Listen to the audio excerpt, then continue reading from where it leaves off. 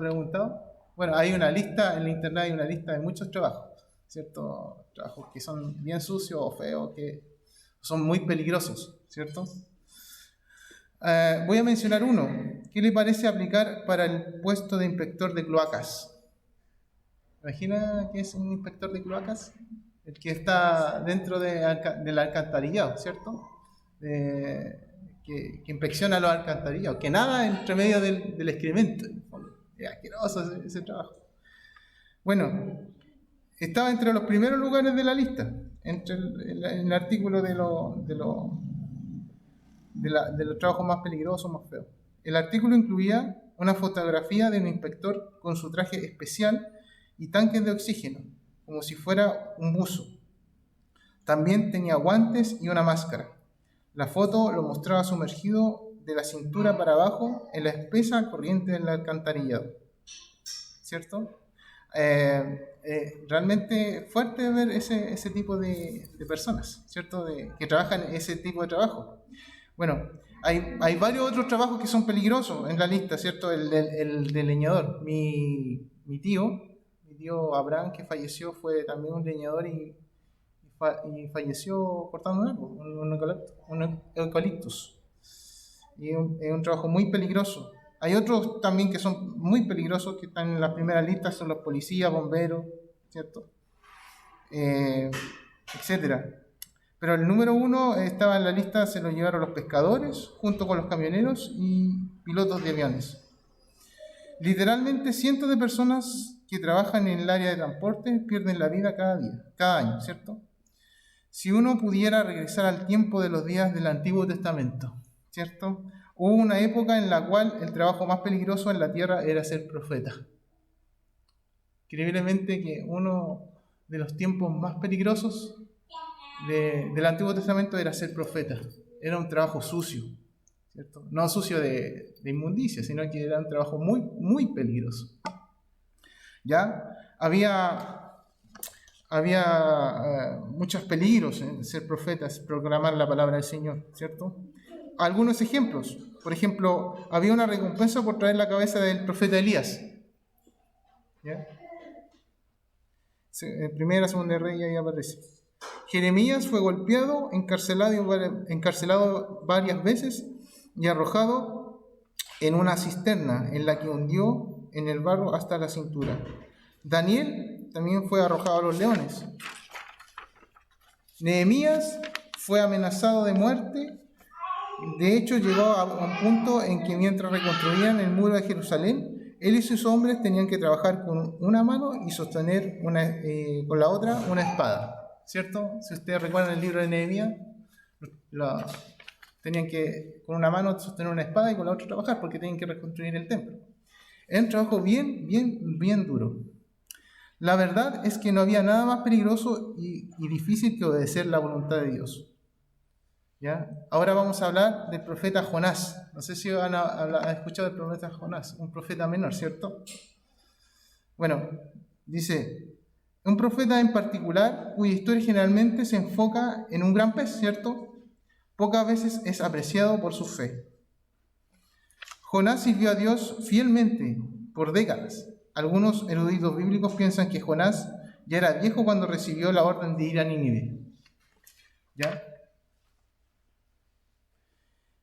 Él era un profeta experimentado, maduro y dedicado a la ley, dedicado al rey Jeroboam II y a la nación de Israel. De hecho, en el Segunda de Reyes, vamos a ir en Segunda de Reyes, por favor, vamos.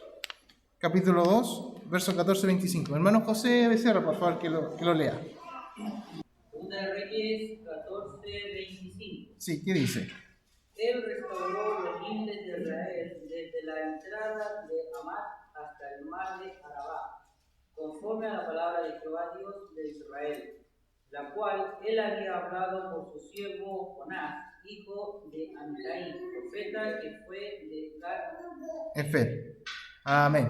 ¿Cierto? Ahí está una profecía que hizo el profeta Jonás, fuera de la ¿cómo se llama? Del libro Jonás que él mismo que él escribió, ¿cierto? ¿Cierto?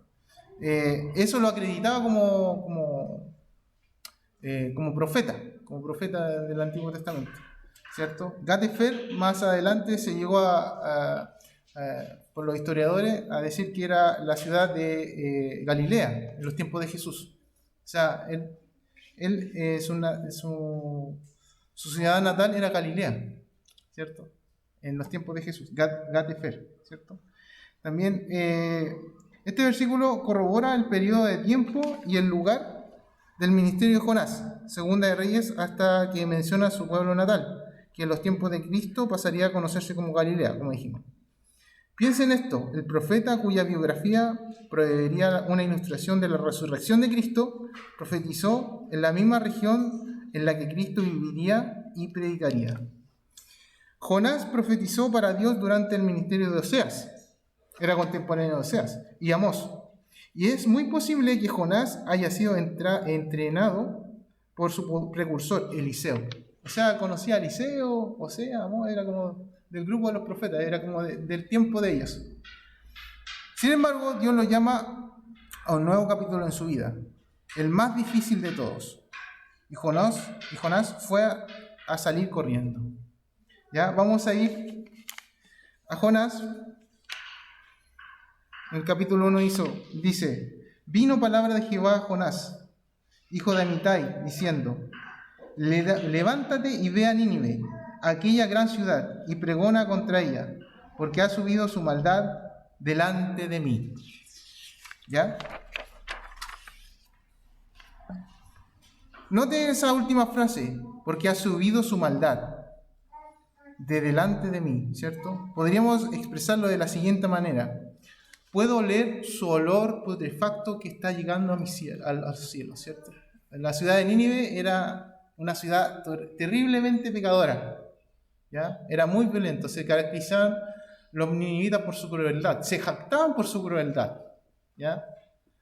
De hecho, a los que llevaban cautivos, ¿cierto? A los que conquistaban, les sacaban los ojos, le enterraban unos ganchos en las narices, se los llevaban, los despedazaban, eran completamente crueles. Y en otras palabras, Dios dice: Jonás, Nínive ha pasado de ser una ciudad que, desde el punto de vista espiritual, es una cloaca del pecado. El olor ha llegado hasta el cielo. ¿Ya? En términos generales, el Señor Jesús o Jehová, ¿cierto?, le dijo a Jonás: ponte tu traje de profeta y ve y dale el siguiente mensaje: es hora de limpiar. O sea, fue a Nínive a limpiar, a limpiar la cloaca. ¿Ya? El mandato de Dios captó la atención de Jonás, pero el destino, el lugar donde debía llevar a cabo su tarea, le hizo reaccionar de manera muy emocional, ¿cierto? Esas emociones eventualmente lo llevaron a renunciar al llamado como profeta de Dios. ¿Ya?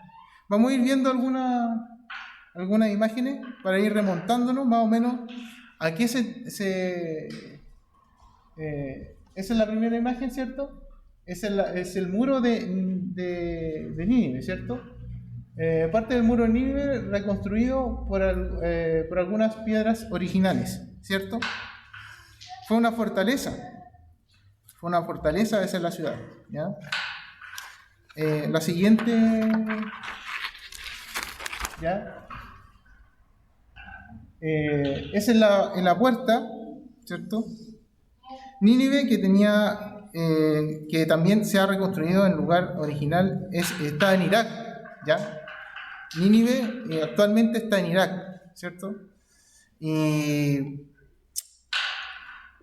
su lugar geográfico abarca desde el Golfo Pérsico hasta los límites de Egipto. Eso es más o menos lo que ocupa Nínive en la actualidad, cerca de Mosul, que es la ciudad. ¿Ya? Las torres junto a las puertas tienen más de 90 metros de altura. Esta era una demostración de la grandeza de la gran ciudad y del poder del reino asirio.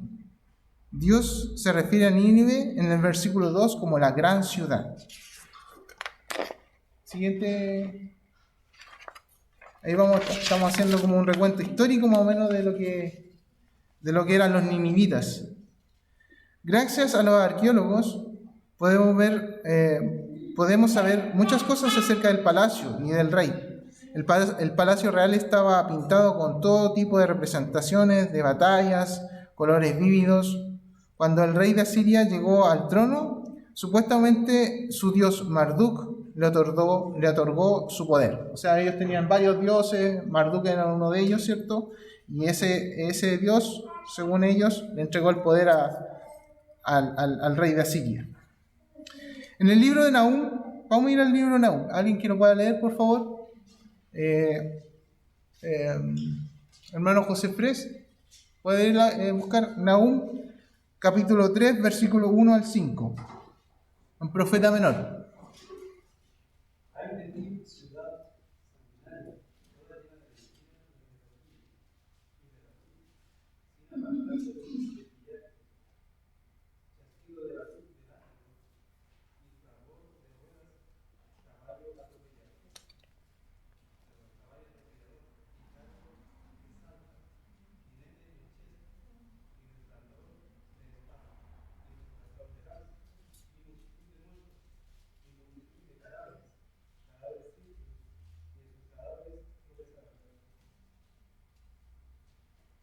Hasta el 5.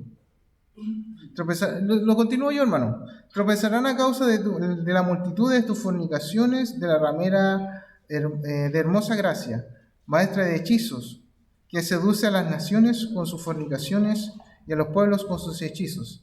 Heme aquí contra ti, dice Jehová de los ejércitos. Hasta ahí llega. O sea, llega un poquito más allá el 5, pero hasta ahí quiero leer. Bueno, en términos generales los ninivitas eran crueles. Se jactaban por su crueldad, ¿ya? De hecho, despedajaban a las personas, las desmembraban, le sacaban los ojos. Me la ponen la otra, esa, por favor. Ahí sale como una representación de un mosaico, ¿cierto? Ninivita, donde a las personas les sacaban los ojos, ¿cierto? Como dijimos, le ponían gancho en las narices y la desmembraban. Entonces, aquí quiero referirme con eso, que los ninivitas eran muy crueles y con mucha razón Jonás en su corazón dijo: no tengan piedad, Señor, no tengas misericordia de ellos, porque eran enemigos acérrimos de Israel, ¿cierto? Lo único que querían hacer era destruir al pueblo de Israel, ¿ya? Otra imagen, por favor. Bueno, también una de las crueldades que también hacían los ninivitas eran que empalaban vivos a sus prisioneros y luego prendían fuego. Una práctica que luego fue adoptada por Nerón, ¿ya? Que cubría de brea a los cristianos y encendía para iluminar sus fiestas. O sea, muchos de las torturas que hacían los asirios fueron tomados por los mismos romanos después, ¿ya? Para hacer sufrir, obviamente, a los cristianos. A los cristianos o a quien se opusiera al Imperio Romano. ¿Ya? Siguiente imagen. Bueno, en sus puertas también, en las bisagras también se jactaban y imponían toda la crueldad que hacían con sus enemigos. ¿Ya?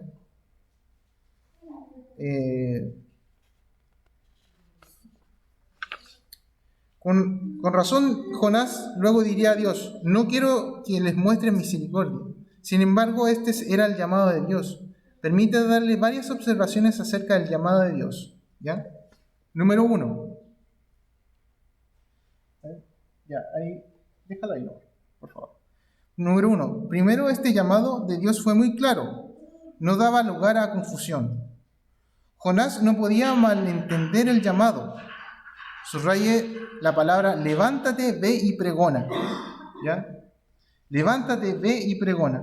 Era cortito el mensaje de Jonás, ¿cierto? En el versículo 3, capítulo 3, versículo espérense que no lo veo bien.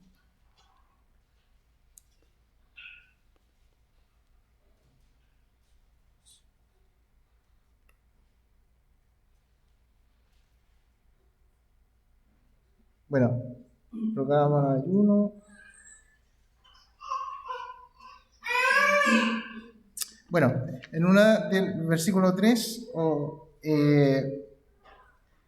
Jonás le dijo a los ninivitas, le dijo, de aquí a 40 días el pueblo de Nínive va a ser destruido. De aquí a 40 días. O sea, fue cortito el mensaje, fue uno de los pasajes, predicaciones más cortitas, ¿ya? Pero fue suficiente para que el pueblo de Nínive se arrepintiera, ¿cierto? Y eso es lo maravilloso de Dios. Y esa generación fue redimida por Dios, ¿ya? Fue redimida por una predicación extremadamente corta, ¿ya? ¿Ya? Uno de los casos más impresionantes de la vida cristiana, del pueblo cristiano, es también lo que hizo la salvación de Spurgeon. No sé si han escuchado de ese predicador. También fue un momento muy, muy, muy bueno en la historia cristiana, ya que en ese tiempo el pastor que iba a predicar no llegó. Y vino una persona, un laico de la iglesia metodista, y predicó un pasaje de Isaías. ¿Ya? Y fue tan corto, fue muy corto lo que dijo. Y predicó el Evangelio, simplemente predicó el Evangelio. Entonces, fue tan como actúa el Espíritu Santo en ese momento, que Spurgeon cayó de rodillas y recibió al Señor Jesucristo en su corazón. O sea, en el fondo se convirtió, se redimió.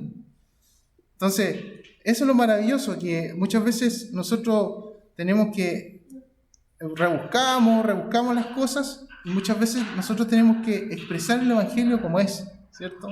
Así libre, ¿ya? Arrepiéntete y cree en el Señor Jesucristo. ¿Amén? Es decir, el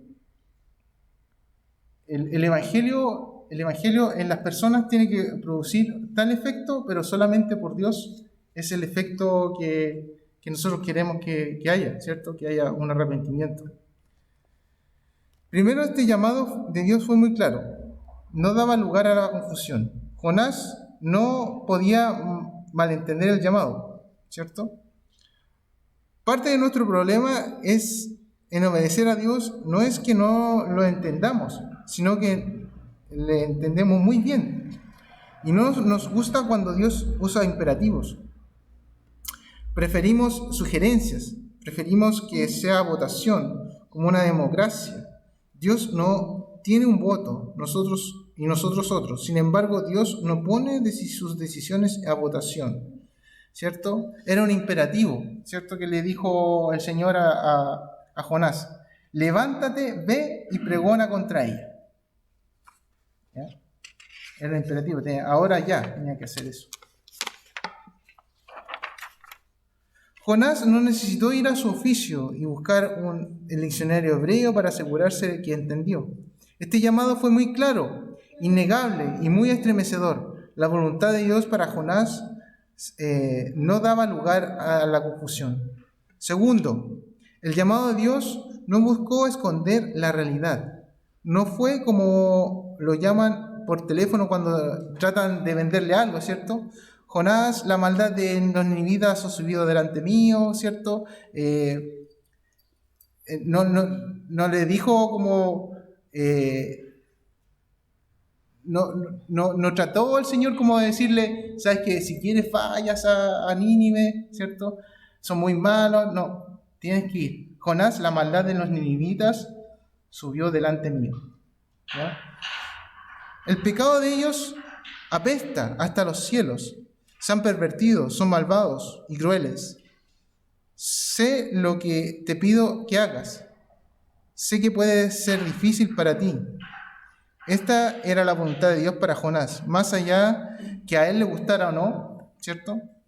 Si quisiera ir o no, si estuviera de acuerdo con Dios o no, si creía que valía la pena salvar a los ninivitas o no, si se sintiera cómodo haciéndolo o no, si tuviera temor o no, si estaba feliz por la tarea o no. Jonás tú has caminado conmigo y has hablado en varios lugares, ¿cierto? Ahora necesito que vayas y hables a los ninivitas. Ese era el llamado de Dios a Jonás. ¿Ya? Tercer lugar, el llamado de Dios para Jonás no le prometía un regreso seguro, ¿cierto? Era complicado si sabíamos que los... Mira, más atrás, por favor. ¿Dónde estaban sacando? Esa misma, ya, esa. Si sabíamos que los ninivitas eran tan crueles y alguien llegaba con el evangelio a decirle, llegar a la ciudad, ¿cierto? Así, la ciudad tan poderosa que era en ese tiempo, y decirles, saben que en 40 días Nínive va a ser destruida. Era realmente un desafío. Lo único que, pues, humanamente, yo no sé, yo haría lo mismo que Jonás en ese tiempo, ¿cierto? Porque uno muchas veces juzga a Jonás diciendo, pero Jonás no le hizo caso, y cantamos, ¿cierto? Jonás no le hizo caso a la palabra de Dios, le cantamos a los niños, ¿cierto? Etcétera. Pero en realidad era una cuestión de vida o muerte. Es como si en ese tiempo es comparado como que si fuéramos a predicarle a los nazis en la Segunda Guerra Mundial. Esa era como la comparación. ¿Ya? Era de vida o muerte. ¿Ya? El llamado de Dios para Jonás no le prometía un regreso seguro. No había garantías que regresara vivo de este llamado al ministerio. El llamado no incluía promesas de descanso, comodidad y un futuro tranquilo. Jonás nunca recibió un paquete de beneficios para profetas. No había beneficios como la seguridad de lo que escucharan, una bienvenida de parte de los ninivitas, ni nada por el estilo. Este reino era cruel, no demostraba hospitalidad alguna, y él tenía que ir a decirles que todos morirían en 40 días, a menos que se arrepintieran y siguieran a Dios. Quizás esté pensando, no puede ser. Jonás tenía toda la razón de creer que la cabeza terminaría en una punta de una lanza en cuestión de horas. En realidad, eso es lo que pensaba Jonás, que en cuestión de horas su cabeza iba a terminar en una lanza. ¿Ya? Tremendo. ¿Ya? Sin embargo, el llamado es claro y no hay lugar para malentendidos, ni garantías que él regresaría con vida. Era un llamado de hacer algo humana y emocionalmente imposible. Todos tenemos una lista de miedos, excusas y buenas razones por las cuales creemos que la tarea de Dios nos dio no nos va a funcionar. Quizás son desilusiones del pasado, falta de garantías. La tarea no es la esperada o querida, ¿cierto? Seguramente la voluntad de Dios nunca es incómoda o peligrosa. Sin embargo, Jonás lo sabía. Él comprendió y en su mente solo había una cosa que podía hacer: correr. Humanamente eso es lo que hacemos nosotros, ¿cierto? El Señor nos dice, haz esto, y nosotros corremos. Por alguna forma hacemos lo contrario de lo que Dios dice. Muchas veces. No todas las veces, pero cuando ya se pone difícil a la cuesta, ¿cierto? Mejor huimos muchas veces. Lo que dice Jonás 1.3 dice, y Jonás se levantó para huir de la presencia de Jehová a Tarsis, y descendió a Jope, y halló una nave que partía a Tarsis. Pagando su pasaje, entró en ella para irse con ellos a Tarsis, lejos de la presencia de Jehová. En términos generales, Jonás corrió de la presencia del Señor. ¿Ya? Pero el profeta Jonás conocía el Antiguo Testamento, ¿cierto? Conocía los salmos. El Salmo 139:7, ¿qué dice? Lucas, por favor, léelo.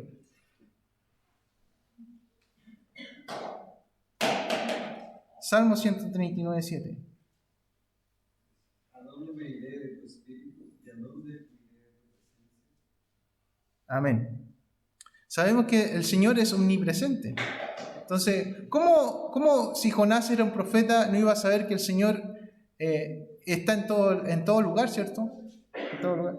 Lo que pasa es que la palabra hebrea que está aquí es que no huyó de Dios porque se arrancó de él, ¿cierto? Para no verlo más, ¿cierto? Porque él sabe que Dios es omnipresente. Sino que él estaba renunciando a su servicio.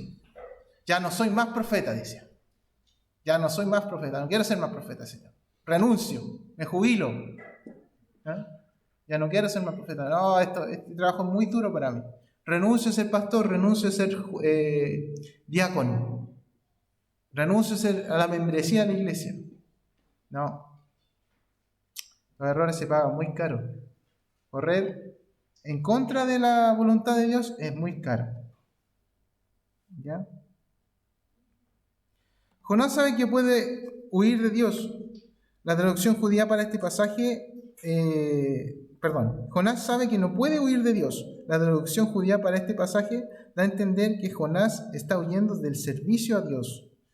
Jonás está presentando una carta de renuncia. Le está diciendo, ya no voy a ser más profeta de Dios.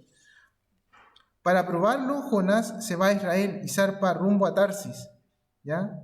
Y ojo, que Tarsis era la parte más lejana del mundo occidental en ese tiempo, ¿ya? Y Tarsis es como, geográficamente hoy en día es como España, ¿ya? En ese tiempo era como España, Tarsis. Y era lo más alejado. Él quería estar jubilado como profeta en ese lugar, ¿ya? No quería hacerle caso a la voluntad de Dios, ¿ya? Lecciones para ver a Jonás huyendo. ¿Ya? Estas son las lecciones. ¿Cómo aplicamos las lecciones a nuestra propia vida? ¿Ya? Al observar al profeta huir de la tarea que Dios le dio, hay 3 lecciones que podemos sacar para el día de hoy. Número 1. Cuando huimos en desobediencia a Dios, corremos en la dirección equivocada. ¿Ya? Cuando huimos en desobediencia a Dios, corremos en la dirección equivocada.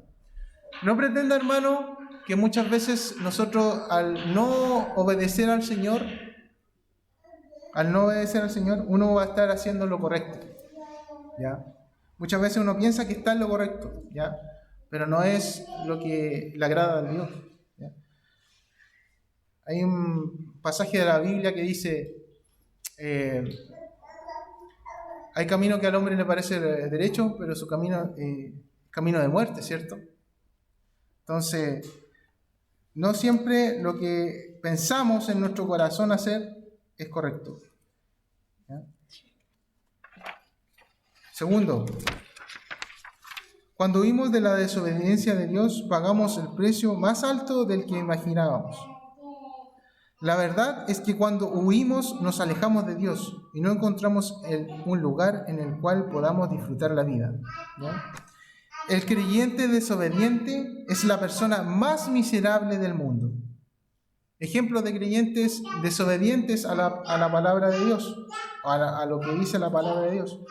Por ejemplo, Lot. Lot era un creyente porque era creyente, ¿cierto? Desobediente a la palabra de Dios y era una persona miserable. Él se confundía con los de Sodoma y Gomorra, ¿cierto? Incluso le llegó a decir hermanos, ¿ya?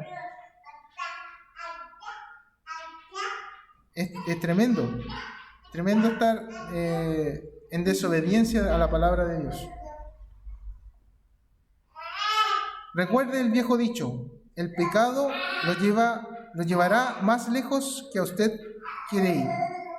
Lo mandará por más tiempo de lo que usted pensaba quedar. Y va a costarle más de lo que jamás pensaba pagar. ¿Alguna vez pensó en que Jonás le devolverían el dinero del pasaje del barco que iba a tomar, ¿cierto? Sin embargo, pese a que a Jonás eso no le importó probablemente a esta altura, él estaba pensando en cuán bien marchaba todo, ¿cierto? Él encontró un barco, ese barco está por zarpar, y resulta que el barco se dirige a un lugar lejano de Nínive. Esto es fácil, es más fácil de lo que creí. Esto me lleva a la tercera lección, ¿ya? La tercera lección dice: cuando huimos de la desobediencia a Dios, Satanás con gusto prepara el transporte, ¿ya? Satanás prepara el transporte para que nosotros nos alejemos de Dios. Vamos en dirección contraria a lo que Dios nos está diciendo. También descubriremos que cuando nos arrepentimos, Dios va a proveer también un transporte para que regresemos, ¿ya? El Señor proveyó un animal, ¿cierto? En este caso un gran pez, ¿cierto? Que lo trajo de vuelta al camino, ¿cierto? A Jonás, al camino que Dios le había trazado, a la obediencia que Él le había dicho. Entonces,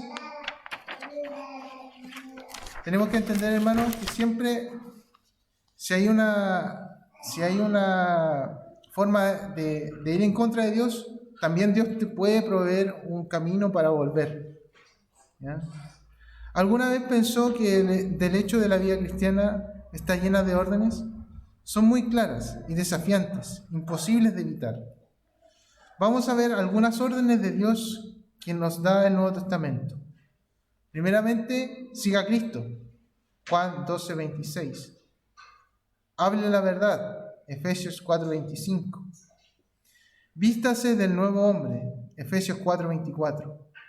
Esté alerta. Apocalipsis 3:2. Dé a Dios. 2 Corintios 9:7. Cante alabanzas. Colosenses 3:16. Estudie la palabra. 2 Timoteo 2:15. Este es solo un comienzo.